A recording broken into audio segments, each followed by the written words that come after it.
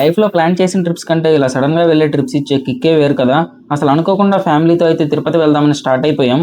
ఒంగోలు నుంచి తిరుపతికి అయితే బీబీఎస్ టు తిరుపతి వెళ్ళే స్పెషల్ ట్రైన్ అయితే కరెంట్ బుకింగ్ లో టికెట్స్ బుక్ చేశాను. తిరుపతి రీచ్ అవగానే స్టేషన్ బయట ఒక వ్యాన్ మాట్లాడుకుని తిరుమల కొండపైకి అయితే స్టార్ట్ అయిపోయాము. మేము ఎక్కిన ట్రైన్ అయితే వీక్లీ వన్సే ఉంటుందన్నమాట. భువనేశ్వర్ నుంచి తిరుపతి వరకు సండే ఆఫ్టర్నూన్ స్టార్ట్ అయ్యి మండే మార్నింగ్ తిరుపతి రీచ్ అవుతుంది. తిరుమల ఘాట్ రోడ్ అయితే నెక్స్ట్ లెవెల్. అసలు ఆ వ్యూస్, చల్లటి క్లైమేట్ అదిరిపోయింది.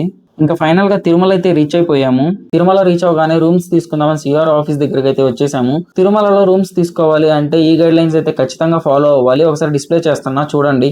మనకి రూమ్ రావడానికి ఇంకా 6 to 8 hours పడుతుందని పక్కనే ఉన్న పద్మావతి నిలయంలో లాకర్స్ అయితే తీసుకొని ఇంకా అందరం ఫ్రెష్ అయిపోయి దర్శనంకి వెళ్దామని స్టార్ట్ అయిపోయాము. దర్శనంకి వెళ్దామని అలా స్టార్ట్ అయిపోయామా, ఈలోపే వర్షం కూడా స్టార్ట్ అయిపోయింది. ఇంకా అందరం ఇక్కడ షెడ్స్ కింద అయితే వెయిట్ చేసాము కొంచెం వర్షం తగ్గేంత వరకు. మన తిరుమల సాంప్రదాయం ప్రకారం ఫస్ట్ అయితే వరాహస్వామిని దర్శించుకొని ఇంకా సర్వదర్శనం క్యూ లైన్ లోకి అయితే ఎంటర్ అయిపోయాము. మరి ఇంత రద్దీలో దర్శనానికి ఎన్ని గంటలు పట్టింది, స్వామివారిని ఎలా చూసాం అనేది నెక్స్ట్ పార్ట్ లో చూపిస్తా. వెంటనే లైక్ అండ్ సబ్స్క్రైబ్ కొట్టేయండి.